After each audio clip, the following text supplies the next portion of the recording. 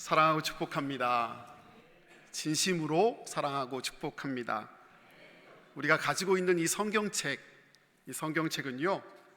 아시다시피 구약과 신약으로 나뉘어져 있습니다. 이 약자는요, 약속이에요. 그래서 하나님께서 우리에게 맺어주셨던 옛 언약과 그리고 새로운 언약이 뭉쳐져 있는 겁니다.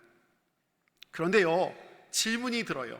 성경 구약과 신약 사이에는 얼마만큼의 간격이 있을까? 한 성도님께서 대답하셨어요. 목사님, 네, 한 장 차이요. 맞아요, 한 장 차이. 이렇게 얇은 종이, 성경은 유난히 얇잖아요. 이 얇은 종이 한 장을 넘기면 구약 성경의 맨 마지막 장인 말라기 4장에서 한 장 넘기면 마태복음, 즉 신약 성경의 첫 장인 마태복음 1장으로 넘어갑니다. 그러나 이 한 장 차이는요, 얇지만 사실 시간적으로, 역사적으로 살펴보면 자그만치 400년의 시간의 차이를 가지고 있습니다. 그러니 무슨 이야기인가요? 이 한 장 차이라고 말하고 있는 400년의 긴 시간 동안 그들에게는 하나님의 말씀이 들려지지 않은 거예요. 이 400년의 긴 시간 동안 하나님의 말씀을 대언하는 예언자도 없었던 말씀이지요. 오래전에 제가 1부 때 얘기했더니 오해를 좀 많이 하시더라고요. 아내랑 싸웠어요. 아내랑 싸웠더니 아내가 입을 탁 닫았어요. 하루 종일 말을 안 해요. 같이 있는데. 저 못 견디거든요. 아내가 말을 안 해도 이렇게 답답한데요.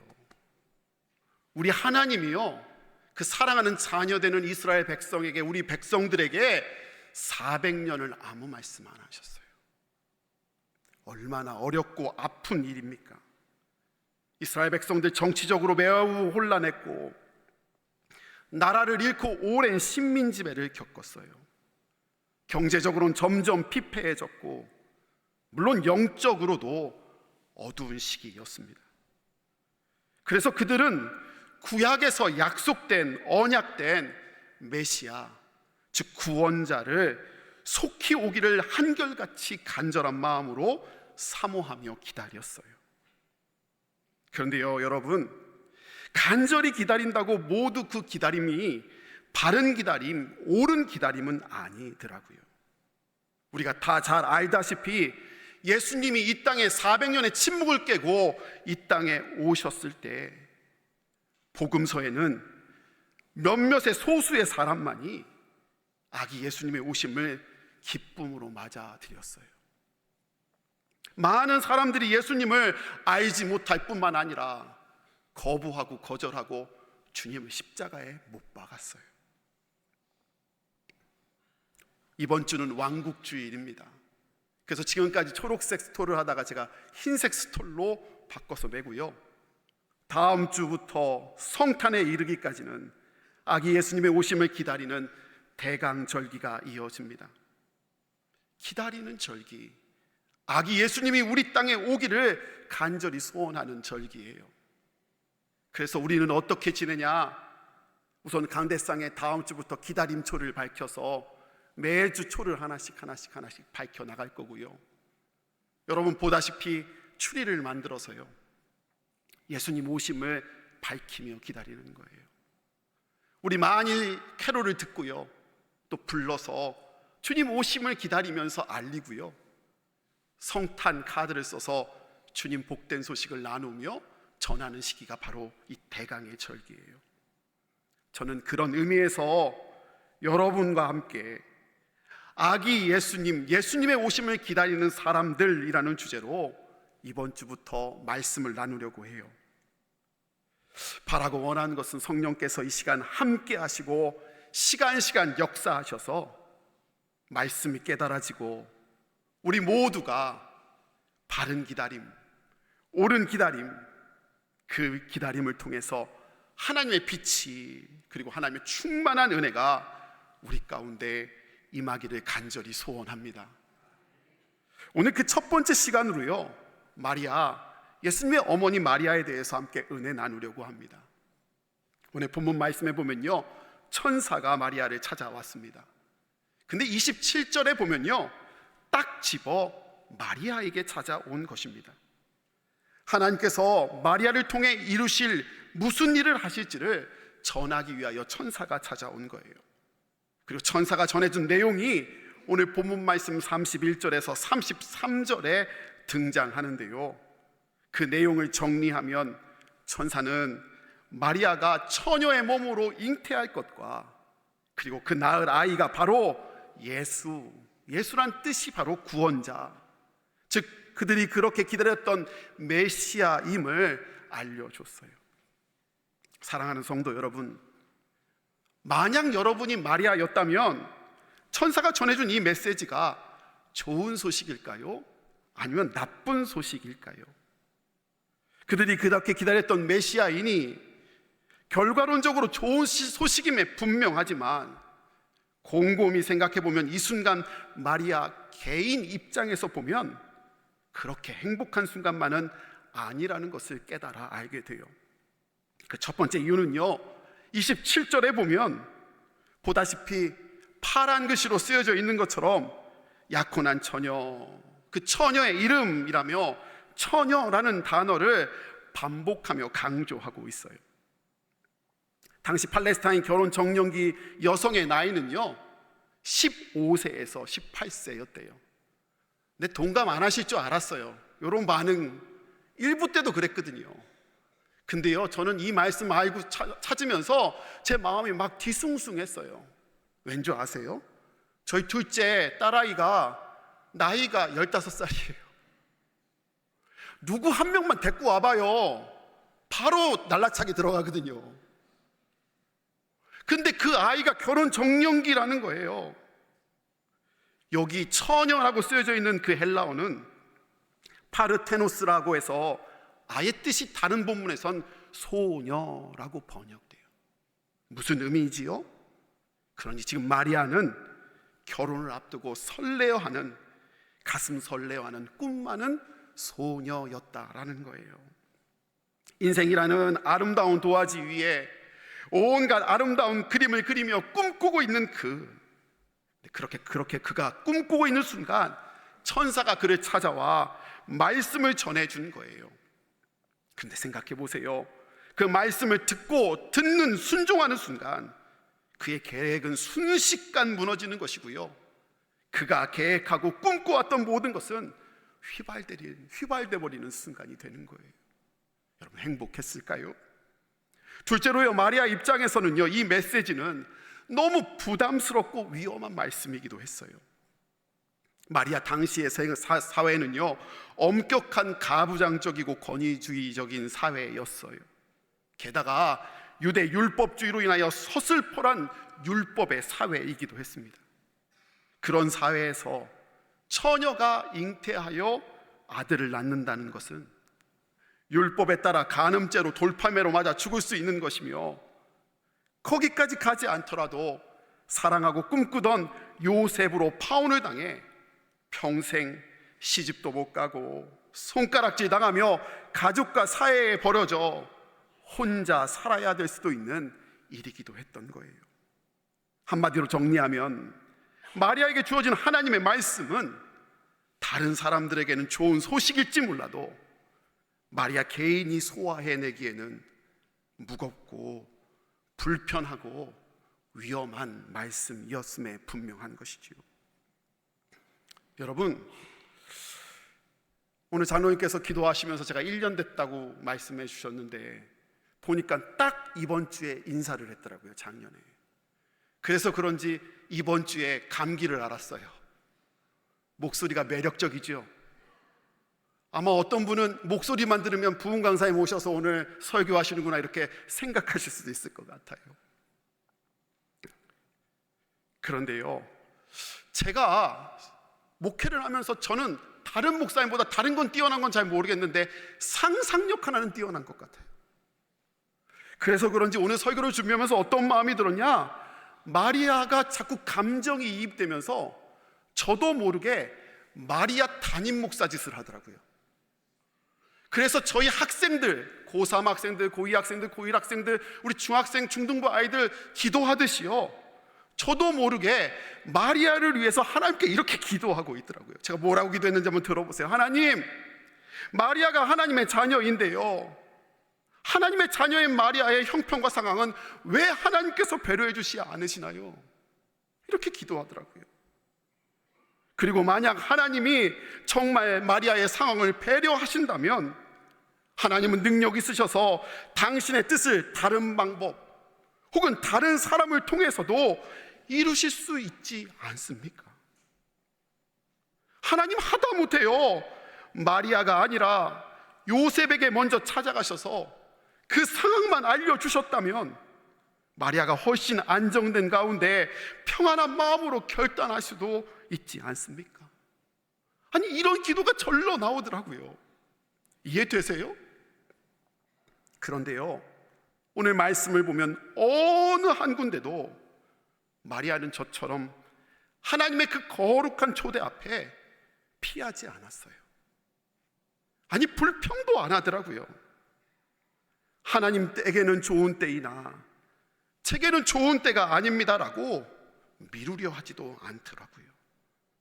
하물며 자신을 안전을 위한 조건을 내걸지도 않고 있어요.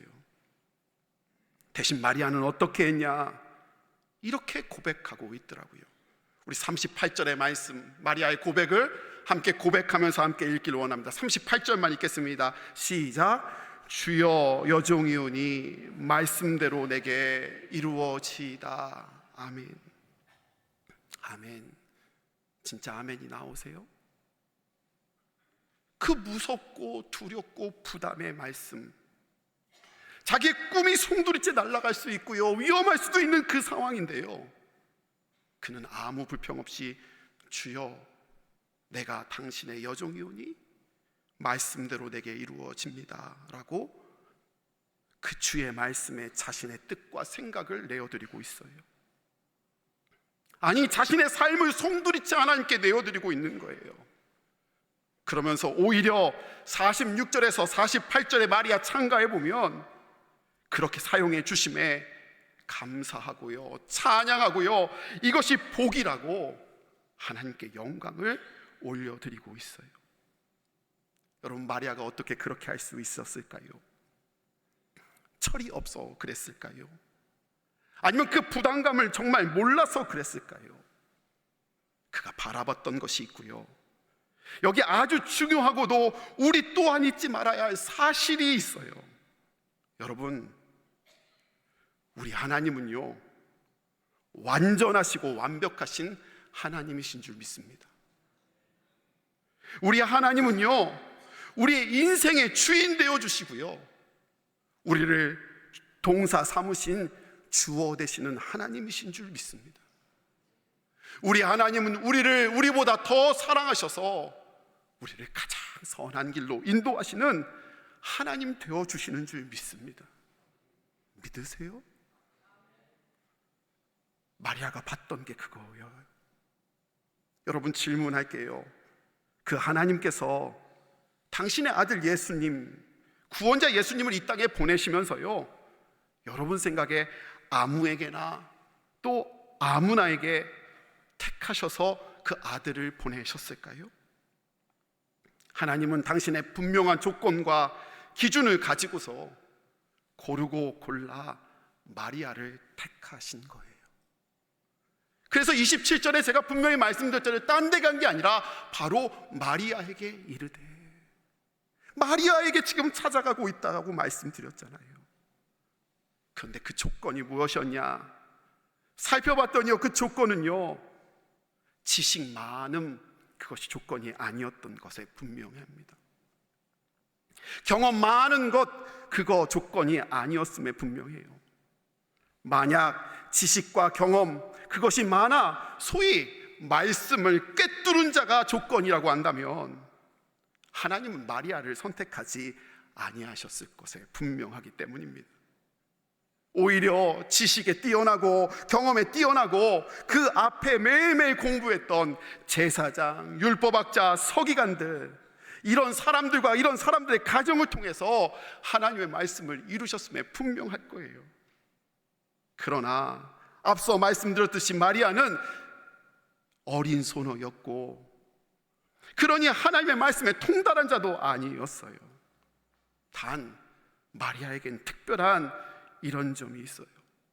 마리아는 부족하지만, 부담되지만, 그래서 두렵지만 이를 넘어 하나님이 완전하시고 완벽하심을 믿었던 자였고요, 마리아는 당신의 삶을 선한 목자 되시는 하나님이 선하게 인도하실 것을 믿었던 거예요. 자기에게 부담된 말씀이 올지 몰라도 그 말씀을 받아들였을 때 은혜 주실 분이 하나님이심을 받아들인 거예요. 그 말씀을 믿고 그는 자신을 드릴 수 있는 사람이었습니다. 그것이 하나님의 마리아 선택의 조건이었어요. 저는 이를 이렇게 좀 표현해 보고 싶어요. 말씀에 붙들린 자. 주님이 주신 말씀에 붙들린 자. 마리아를 통해 예수님이 이 땅에 오신 것은 전적인 하나님의 계획과 은혜 맞습니다. 그러나 말씀드렸던 것처럼 아무렇게나 랜덤으로 은혜가 임한 것이 아니라 마리아가 말씀에 붙들린 자가 되었을 때, 그런 말씀에 붙들린 마리아를 통해 하나님의 은혜가 그에게 임했고 하나님의 역사가 그로 이루어진 것입니다. 말씀을 준비하면서 이런 기도가 나왔어요. 주여, 여종이오니 말씀대로 내게 이루어지이다. 주여, 종이오니 말씀대로 내게 이루어 주옵소서라는 기도예요. 하나님, 다른 것 아니라 우리의 교회가 주의 말씀, 종이오니 주의 말씀을 이루어드리는 교회 되게 해주세요라는 기도예요. 이 말씀을 붙잡고 기도하는데요, 저도 모르게 예전에 알고 있었던 찬양 하나가 생각났어요. 찬송가 425장이에요. 제목은 주님의 뜻을 이루소서라는 찬양이에요. 주님의 뜻을 이루소서, 고요한 중에 기다리니 진흙과 같은 날 빚으사 주님의 형상 만드소서. 주님의 뜻을 이루소서. 주님 말 앞에 엎드리니 나의 맘속을 살피시사 눈보다 희게 하옵소서. 주님의 뜻을 이루소서. 병들어 몸이 피곤할 때 권능의 손을 내게 펴사 강건케 하여 주옵소서. 주님의 뜻을 이루소서. 온전히 나를 주장하사 주님과 함께 동행함을 만민이 알게 하옵소서. 아멘. 여러분을 통해서 주님의 뜻이 이루어지기를 원합니다. 우리가 불렀던 찬양처럼 온전히 나를 주장하사 주님과 함께 동행함이 드러나 만민이 알게 하기를 원합니다.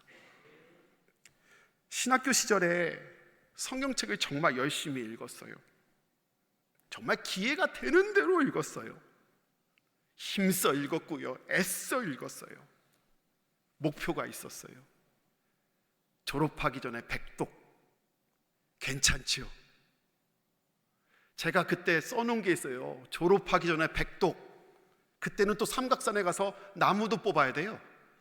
그래서 나무 3개 뭐 이렇게 적어놨었어요. 진짜 열심히 읽고요, 성경도 열심히 공부했어요. 그런데요, 제가 왜 그렇게 열심히 성경을 읽은 줄 아세요? 제가 듣고 싶은 칭찬이 있었기 때문이에요. 그 칭찬이 뭐냐? 우리 목사님 짱이야. 그러면서 뭐라고 하냐면, 우리 목사님은 성경을 꿰뚫고 계셔. 이런 칭찬이 정말 듣고 싶었어요. 정말이에요. 그런데 요즘 생각해보면 목회하고 그리고 성도님들 만나면서 마음이 좀 바뀌었어요. 지금은 어떨까? 물론 지금도 성경을 열심히 읽어요. 정말 애써 읽어요. 공부도 열심히 하고 책도 찾아봐요. 그런데요, 사모하는 칭찬, 기도 제목이 바뀌었어요. 요즘 제가 듣고 싶은 칭찬은 바로 이런 칭찬이에요. 우리 목사님은 말씀에 붙들린 분이셔. 우리 목사님은 말씀대로 살아가시는 분이셔. 제 얄팍한 지식으로, 노력으로 성경 전체를 꿰뚫는 게 무슨 의미가 있겠어요? 우리가 성경을 알고 꿰뚫면 얼마나 더 꿰뚫겠어요? 그런데 그거 말고요, 오히려 하나님께서 은혜 주셔서 단 한 장이라도, 아니 단 한 구절이라도 주님의 말씀을 듣고 그 말씀에 붙들린 자가 된다면 그 안에 생명이 있더라고요. 그것이면 충분하더라고요. 사랑하는 제주중앙의 성도 여러분, 여러분은 말씀을 꿰뚫은 자가 되고 싶으세요? 아니면 말씀에 붙들린 자가 되고 싶으세요? 마리아가 살고 있던 그 시대는 하나님의 말씀이 들려지지 않는, 소망이 없는 암흑의 시대였어요. 그리고 마리아는 세상이 주목하지 않는 사람이었어요. 그런데요, 너무 은혜로운 것은 하나님이 그 어두운 세상 속에 말씀에 붙들려 있는 마리아의 마음을 찾고 계셨어요. 그 마음을 귀히 여기시고 주목하시고 그 사람에게 조건으로 하나님의 은혜를 흘려보내셨어요. 저는 그게 너무너무 은혜로 다가와요. 엄혹한 시절을 보내고 계십니까? 소망 없는 시절을 보내고 계시나요? 세상이 주목하지 않는 소녀 마리아의 사모함을 바라보고 역사하신 하나님이요, 오늘 우리의 신음과 같은 기도도, 부르짖음도, 상황을 뛰어넘는 순종을 주님이 찾고 바라보고 계세요. 말씀을 꿰뚫는 마음보다 말씀에 붙들려고, 말씀대로 살려고 발버둥치는 그 모습을 하나님이 바라보고 계시다는 거예요. 이 어두운 세상 가운데 그 말씀에 붙들린 자를 찾으실 때에 우리 제주중앙의 성도들이 주님께 기억되기를 원합니다. 그리고 그들을 통해 여전히 살아 역사하시는 하나님의 놀라신 크신 은혜가, 생명의 역사가 이루어지기를 간절히 소원합니다.